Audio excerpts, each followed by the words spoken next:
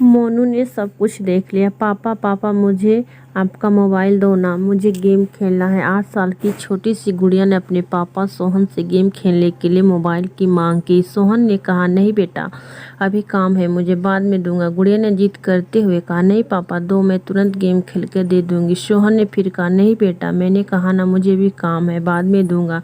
रोती हुई गुड़िया अपनी माँ के पास गई। वो कुछ काम भी नहीं कर रहे हैं और मुझे दे भी नहीं रहे। गुड़िया की माँ ने नेहा को चिल्लाते हुए बोली, अरे थोड़ी देर के लिए इसे मोबाइल क्यों नहीं दे देते, तब से सिर खा रही है। ये आजकल के बच्चे मोबाइल के कीड़े बन रहे हैं। मोबाइल और कंप्यूटर के बारे में जितना हम माँ बाप को पता नहीं, उससे ज़्यादा तो इन बच्चों को पता रहता है। वो हमारे पड़ोसी शर्मा जी हैं ना, उनका बेटा मोनू की उम्र हमारी बेटी से 1 या 2 साल से ज़्यादा होगी। उसे जब देखो मोबाइल में घुसा रहता है। कितना एडवांस हो गया है उनका बच्चा। मोबाइल तो अलग बात है, लैपटॉप भी चला लेता है। कितना मैन्युअल बिहेव करता है, लगता है हम किसी बड़े लड़के से बात कर रहे हो। बात विचार में अपने माता पिता की तरह स्टाइल मेंटेन करता है।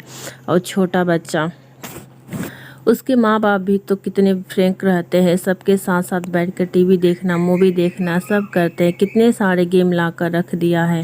उसके पिता ने उसके लिए पूरे घर में गेम की सीडी बिखरी पड़ी रहती है। ऊपर से मोनू इतना स्मार्ट है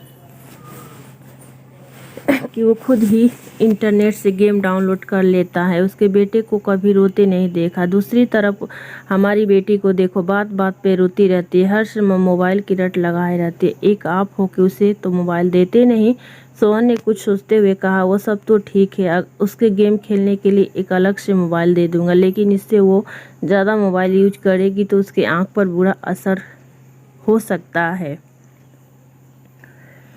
नेहा कुछ बोलती तो सोहन ने कहा, मुझे अभी किसी काम से बाहर जा रहा हूँ, लगभग 10 मिनट में आ जाऊँगा, फिर हम लोग से मिलकर कहीं घूमने चलते हैं। नेहा ने कहा ठीक है, तब तक मैं उसे तैयार भी कर दूँगी।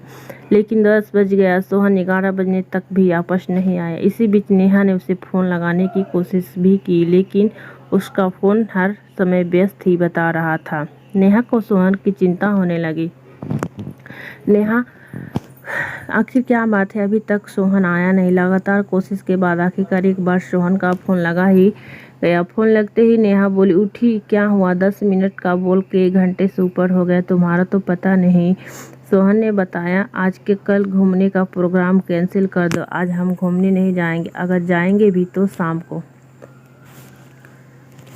नेहा ने आश्चर्य और चिंतित भरे स्वर में पूछा, लेकिन बात क्या है, कहाँ हो तुम? सोहन ने कहा, हॉस्पिटल में हूँ। नेहा चीख पड़ी, क्या हॉस्पिटल में, क्या हुआ तुम्हें? सोहन ने कहा, मुझे कुछ नहीं हुआ, मैं ठीक हूँ, मैं तुम्हें अभी कुछ नहीं बता सकता, घर आकर सारी बातें बताऊंगा। लगभग शाम तक सोहन वापस आते ही नेहा ने सवालों की झंडी कर दी, तुमने तो कहा था शाम को घूमने ले चलेंगे, टाइम भी निकल गया, अब गुड़िया को कैसे समझाऊं? सुबह से सज धज के तैयार बैठी है, कब पापा आएंगे?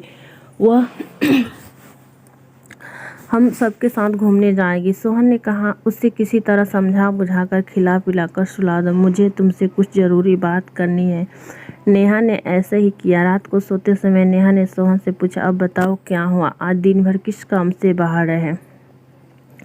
सोहन ने बताया, वो हमारी पड़ोसी शर्मा जी है ना, उन्हें एक परेशानी आ गई थी, उसी में लग गया। आज सुबह जैसे ही घर से निकला तो बाहर देखा, पार्किंग एरिया में कुछ लोग झुंड बनाकर खड़े थे। पास जाकर देखा तो मोनू और 9 साल का छोटा सा बच्चा अपने साथ खेल रही बच्ची नित्या के साथ गलत हरकत करने की कोशिश कर रहा था। कुछ लोग उसकी अश्लीलता हरकतों को देखकर हंस हंस कर बातें कर रहे थे। देखो आजकल के बच्चे कैसे हैं, इनके माँ बाप जिनके बच्चे ऐसी गंदी हरकत कर रहे हैं, बच्चों को देखते ही समझ में आ जाता है कैसी परवरिश दे रहे हैं इनके माँ बाप। भीड़ जमा देखकर शर्मा जी भी दौड़ आए तो अपने बेटे को उस अवस्था में देखकर बहुत लज्जित हुए। वहाँ खड़े सभी लोगों ने उनकी बेइज्जती की। शर्मा जी ने तो गुस्से में आकर अपने बेटे पर हाथ ही उठा दिया था, लेकिन मैंने उन्हें रोक दिया और मोनू के साथ में गाड़ी से हाथ पकड़कर लेकर अपनी गाड़ी में बैठाकर पार्क में ले गए। वहाँ मैंने उससे गुस्सा शांत किया। मैंने उससे पूछा, क्या मोनू किसी बुरी संगत में है जो इसे गंदी बातें सीख रहा है? तो शर्मा जी ने कहा, नहीं ऐसी कोई बात नहीं। फिर मैंने कहा, हाँ, इस बच्चे के मन में कैसे भी इस तरह की भावना घर कर गई है, इसे मेरे पापा दूसरे में शहर में काम करते हैं। शनिवार को आते हैं, रविवार की शाम को चले जाते हैं। जब तक पापा बाहर रहते हैं, माँ पापा ही प्यार से उन्हें बात करती है। जब भी पापा आने वाले रहते हैं, मेरी बात मुझे जल्दी सुला देती है। मैं उनसे बहुत सारी बातें करना चाहता हूँ। सुबह पापा देर से जगते हैं और मेरे लिए उनके पास समय नहीं रहता है। पापा के आने के बाद माँ के कमरे में एक सीडी रखी थी, जिसे देखा मैंने। सोचा ये मेरे गेम की सीडी है और उसे लैपटॉप में डालकर चेक किया। तभी माँ अचानक मुझे सुलाने आ गई। मैं भी सोचता था कि पापा के आने से पहले माँ मुझे जल्दी क्यों सुला देती है। फिर मैंने रात को सिर्फ सोने का बहाना किया और पापा के आते ही सब कुछ छुप कर देखा। माँ उन्हें प्यार से गले लगाती और उनके साथ वो कैसे खेलते हैं। मनु की बातें सुनकर मैंने शर्मा जी की पसीने छूट गए। डॉक्टर ने उसे कुछ दवाई दी और साथ ही सलाह भी दिया कि तुरंत ही उसका ये माहौल बदल दें, उसके खिलौने फ़ौरन बदल दिया जाए। उसे माँ बाप का भरपूर समय मिलना चाहिए। उसके सामने कभी भी उस बात की चर्चा ना करे हो। उन्हें फ़ौरन ये जगह छोड़ना होगा ताकि समय के साथ साथ वो इस वाक़ये को भूल सके। डॉक्टर ने बताया, हम लोग बच्चों को अपनी बीच की बाधा समझते हैं और किसी न किसी तरह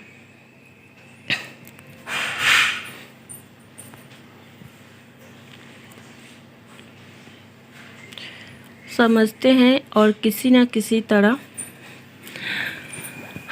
आपको ये कैसी लगी कहानी कमेंट करके ज़रूर बताइएगा। अगर आपको कहानी पसंद आई तो अपने दोस्ती के साथ शेयर करें और ऐसी ही प्यारी कहानी सुनने के लिए हमारे यूट्यूब चैनल से जुड़ें और चैनल को सब्सक्राइब करें। मिलते हैं दूसरी स्टोरी में, तब तक के लिए बाय बाय। जय हिंद, जय भारत।